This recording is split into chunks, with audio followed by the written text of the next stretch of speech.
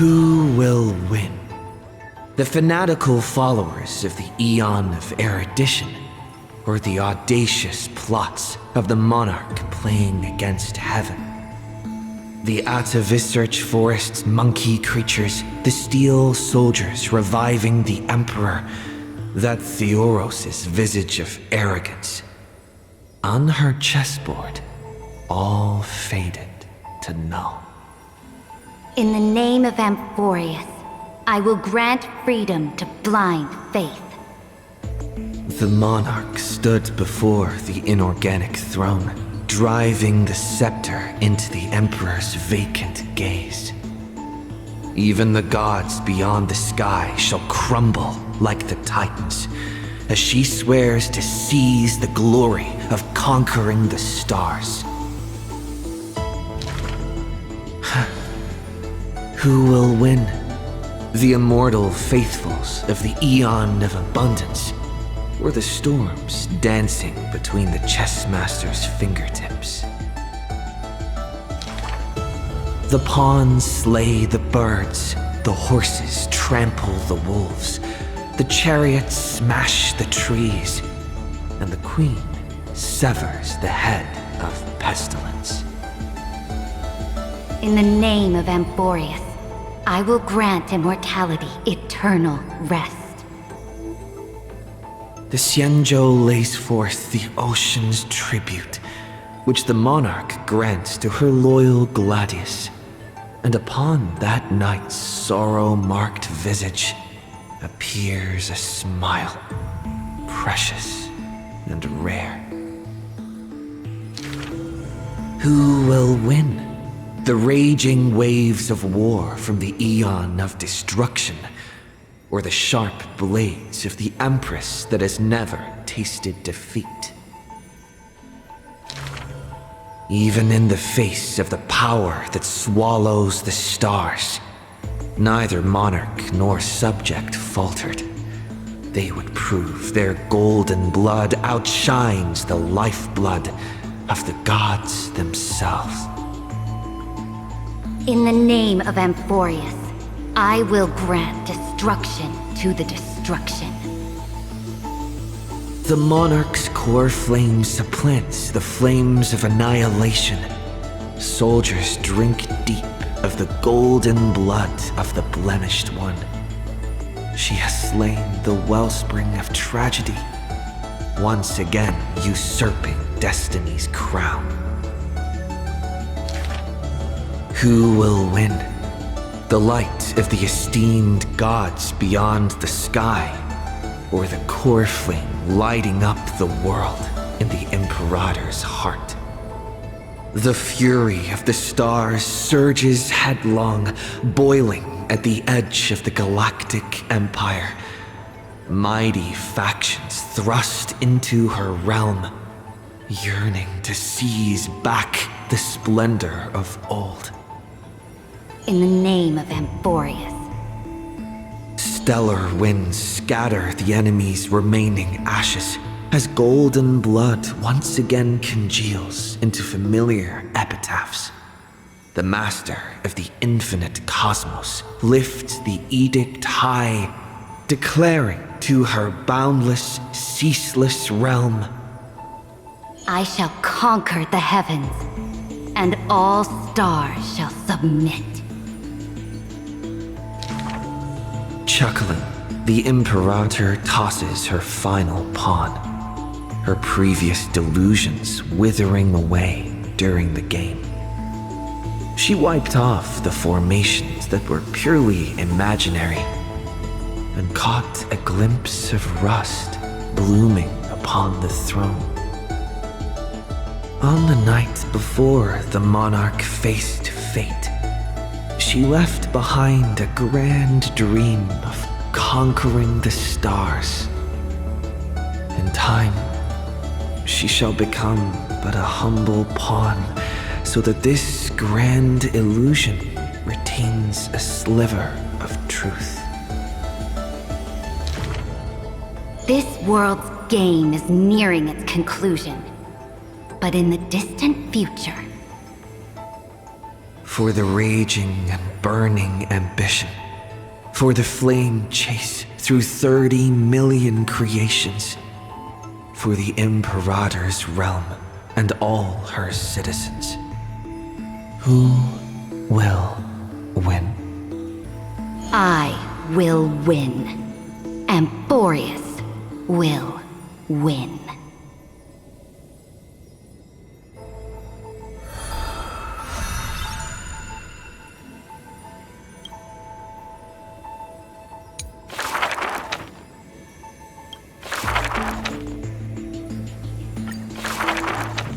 Before arriving at Amphorius, our last stop was Dan Heng's homeland, a place called Xianzhou.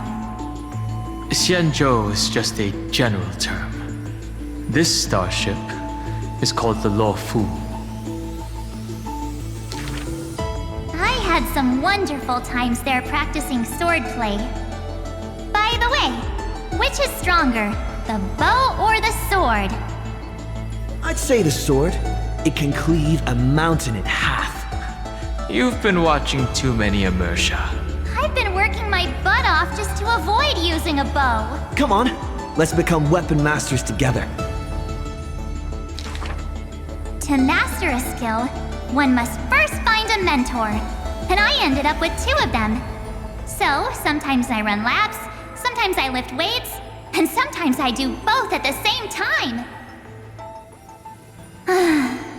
Looking back now, those days were really fulfilling. No pain, no gain, am I right? Between sword practice sessions, I occasionally hit up the food stalls in Arum Alley to recharge with some delicious eats. Oh, Master Yun Li was right. These berry pheasant skewers are absolutely delicious. Hard work pays off. This girl's been up at the crack of dawn every day, and finally defeated countless formidable foes. What? I can testify. March really did defeat countless training dummies. Those wooden dummies aren't exactly easy to break. It takes real skill. Every hero's story needs a villain. And when it comes to the great heroine March 7th's nemesis, it's definitely gotta be Scott. Rather than a freight skiff, maybe an IPC eco-ship would suit him better. Why? After all, he's got a knack for talking like animals. During the decisive battle, I defeated Scott with my epic move, Star Shatter Shard Supreme!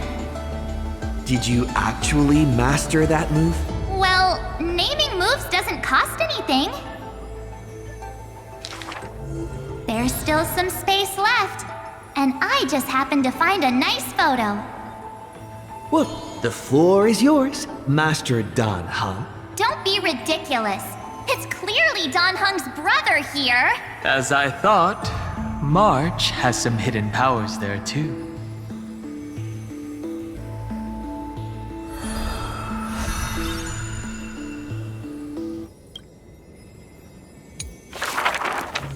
In memory of our first trailblaze together.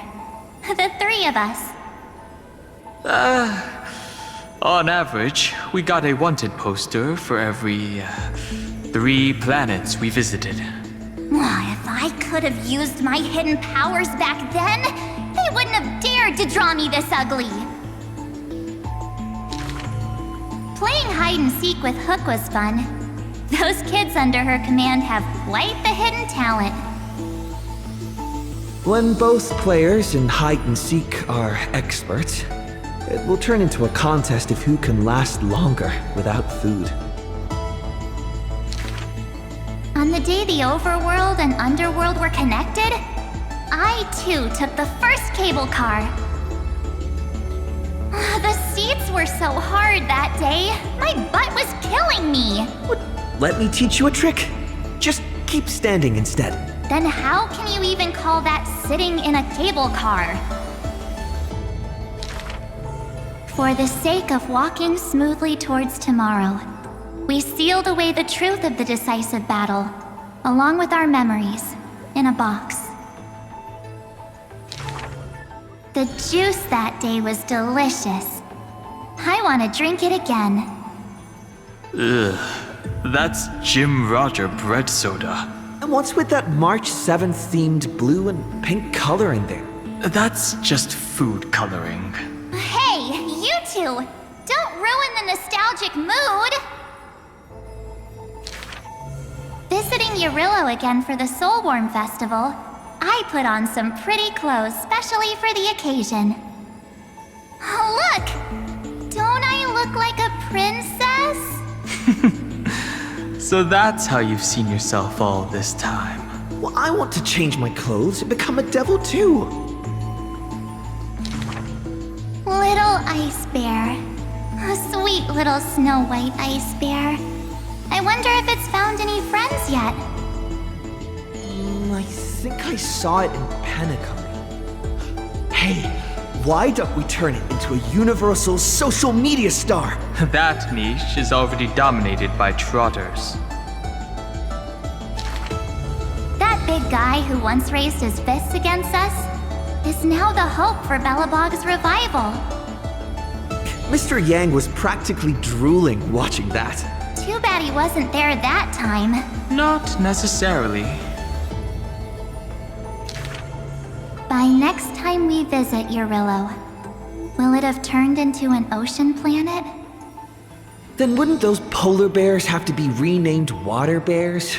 The data shows that Eurillo's environment is slowly recovering, but the ice shouldn't melt too quickly. Time to remove those floaties from the shopping cart.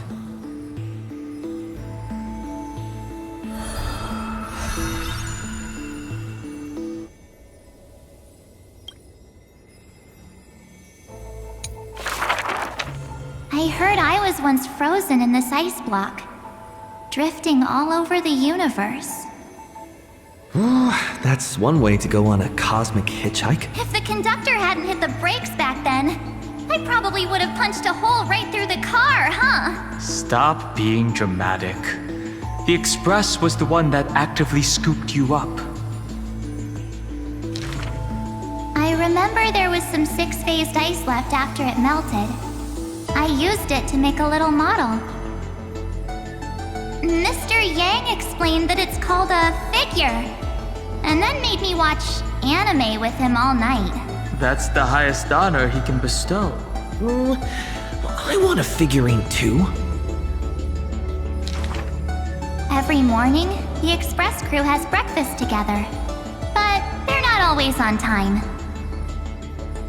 I can't help it. I'm still sleepy. Next time, get up earlier and set an alarm. People who can get up right as soon as their alarm goes off are terrifying. This kind of person is capable of anything. My camera's full of Pom-Pom's photos. It's so much fun dressing up the conductor. Pom-Pom used to have a turtleneck uniform, but they rarely wear it after March came. I love my room so much. I tidy it up every single day. Looking at it now, that photo wall must be the power of memories. By the way, I've been meaning to ask. Where's the wardrobe? Take a guess. I remember Tykean. My most trailblazy of trailblazes. That grand debut cost me quite a few credits. So, what exactly happened? I saw a ball by the road, so I just casually kicked it. And then, bam! It flew right into the ceiling, through the venue. And scored 100 points, too! We'll travel together forever and ever. That line sounds familiar. Memories weave the past, bit by bit. They stretch long behind me, like shadows on the path I've walked. I wonder... stories will the future me create?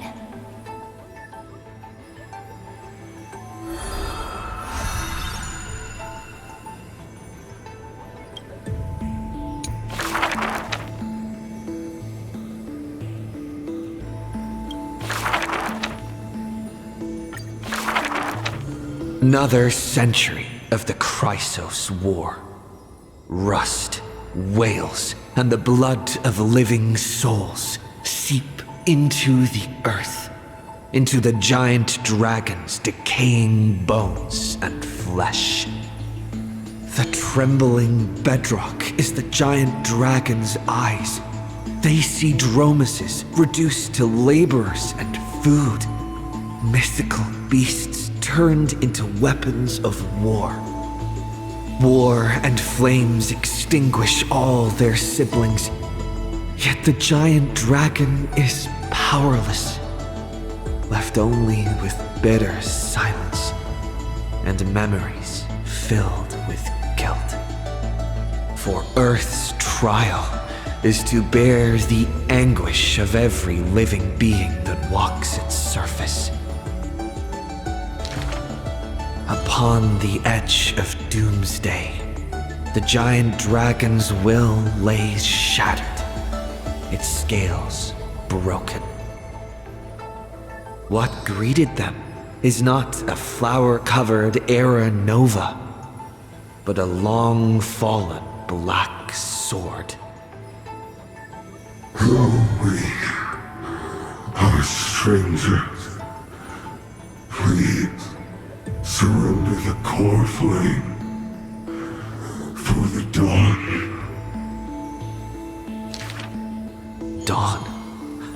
Dawn. If this puppet of destruction yearns for dawn, then what awaits at the end of the flame chase? The torment of the black tide, the sacrifice of their kin. Is it an undeserved destiny, or merely futile lament? Won't accept this. The twisted rocks rise like a roaring tide, yet the Swordmaster shows no fear, merely sighs, as if long accustomed to such sights. The rusted joints are shattered one by one. The cracked husk peels away, spilling golden blood. The earthquake that engulfs Amphorius lasts for 3 days and nights. In its final moments of defiance, the giant dragon suddenly realizes this flame chase is nothing but the kindling of self-pity, the breeding ground for calamity. Yet, Earth's end is not dimmed by the shadow of the dark blade. In that special recurrence, the blazing sun extinguishes itself to set the destruction of flame. At that time, as the giant dragon sinks into the earth, still chewing on the pain of betrayal, it hears the footsteps of Evernight. I need a helper to watch over time until the very end. Evernight waves her sleeve, bathing the giant dragon in a memoria tide. And so, the giant dragon sees the past and present of Earth, and understands that the starry sky is forever out of reach. The 33,550,337th eternal recurrence. The demigod Terravox feigns their fall, using the tides of memories to dilute their existence, forging an arc with Earth's core flame.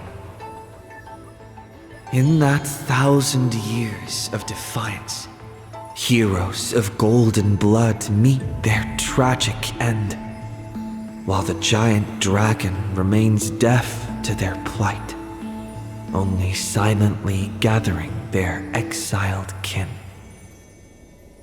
The pact with Evernight is simple. Time would erase the pain of Earth and cradle it in peaceful slumber among its own.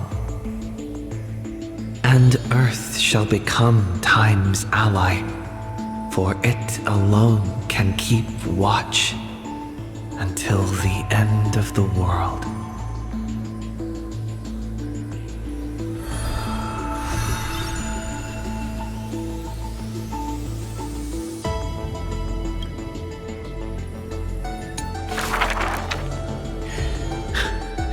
The flame-chasing heroes once scorned the giant dragon, for they refused to crush any foe beneath their feet.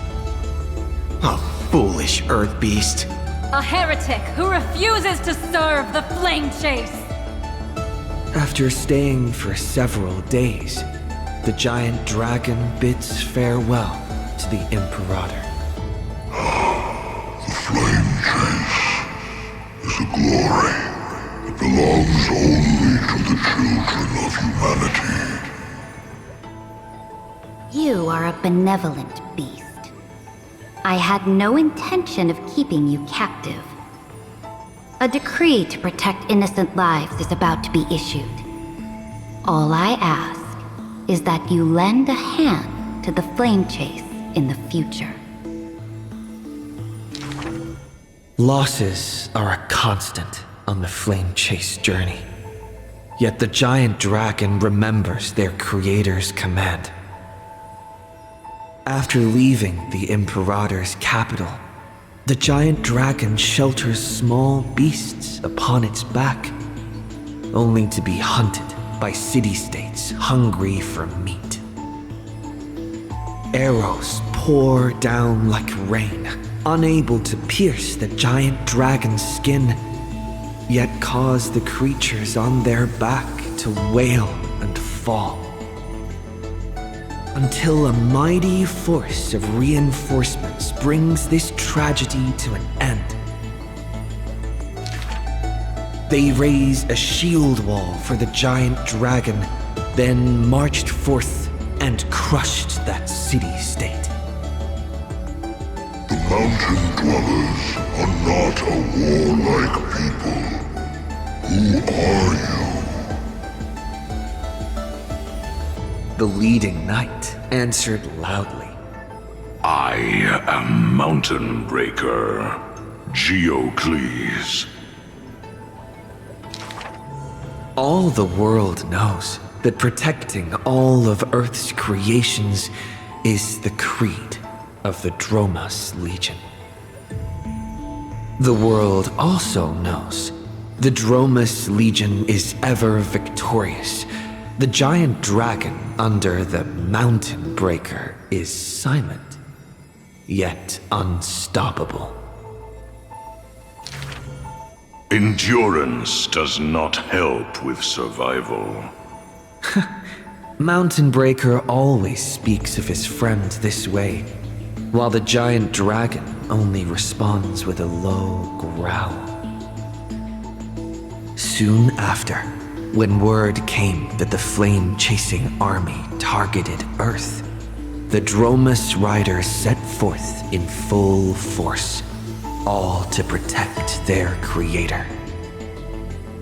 On the eve of the march, the giant dragon receives a secret message. Your one and only flame chase must be to slay your creator, and then fight to survive. Records state, in the Battle of the Abyss, the Dromas riders were broken after Terravox's betrayal. The Mountain Breaker shed his armor and fell from the cliffs to his end. Earth carved the memories of the betrayal into its strata, until Evernight would leaf through them. Oh, Earth. Time is willing to wash away that pain of betrayal. As a memo sprite, the mighty mountain breaker reunites with the giant dragon. His voice trembles in a whisper. That couldn't have been your choice. The giant dragon only responds with a low growl.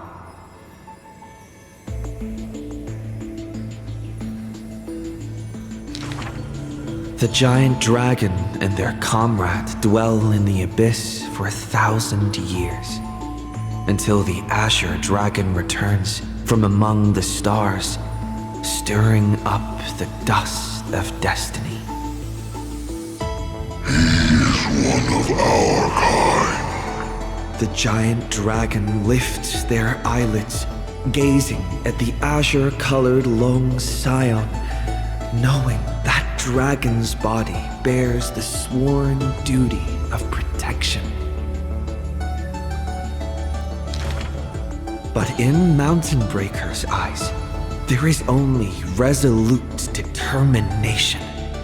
That is the permanence. The permanence can heal the divine form of the giant dragon. The permanence can guide life past its end. At the edge of the world, watching their comrade's silhouette fade away, the dying giant dragon shakes its head and sighs. The permanence is not a panacea, but rather a bridge.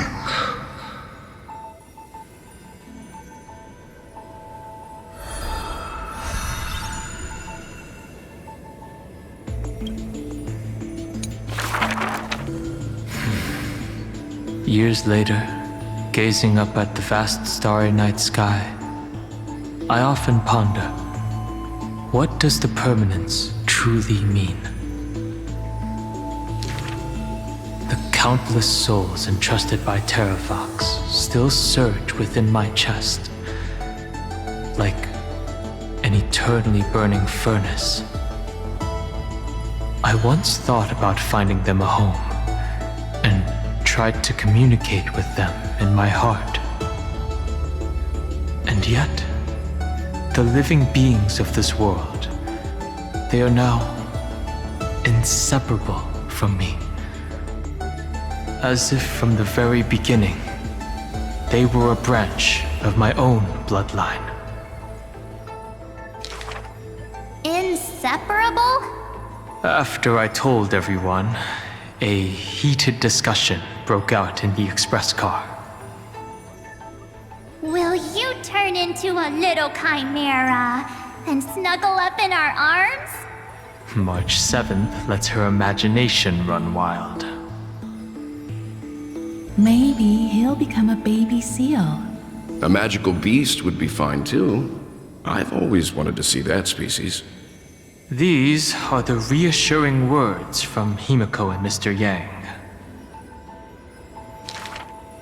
No matter what he becomes, Dan Heng will always be Dan Heng. His words are unusually poetic. But if you become a Dromus, you absolutely must let me feed you red soil. Don't you even think about it. Sometimes I have dreams like this. Countless beings flee alongside me. Behind us, black floods blot out the sky as if to devour all signs of life. In our darkest hour, the living beings form a bridge of dragons, and I lead them limping towards the starry sky. At the end of the vast procession, a lone giant dragon comes to a halt, watching us depart into the distance. The children of Earth will always find their own path. Thank you for being their bridge. Something stirs within me at the moment of awakening.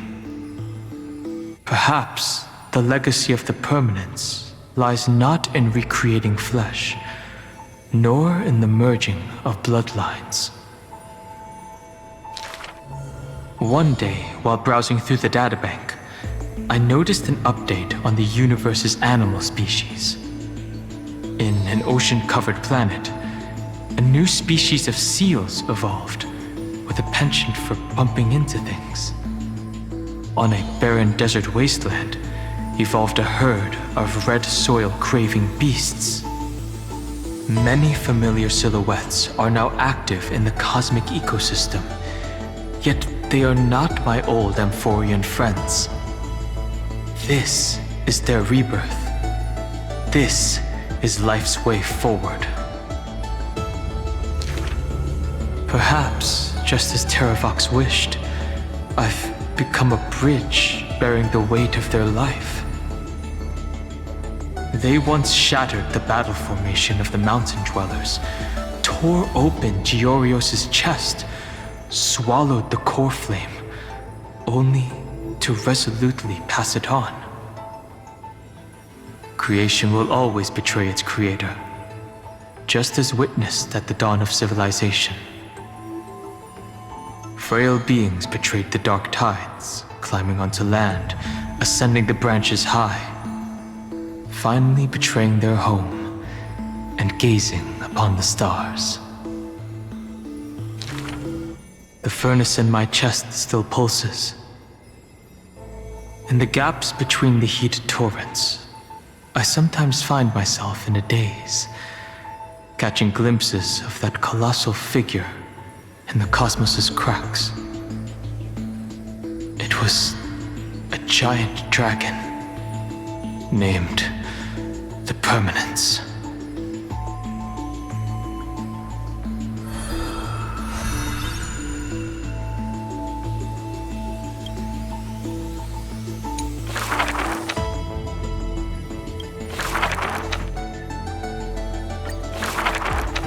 Having beheld the Monarch's gift, she completed her demigod's destiny.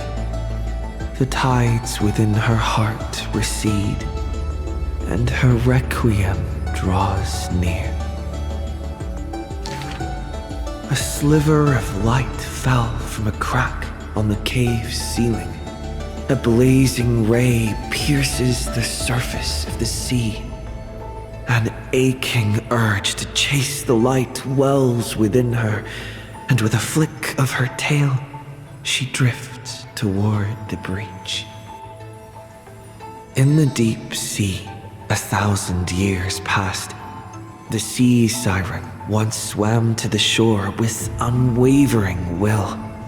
Fish gathered in silent procession to escort the princess to her final rest.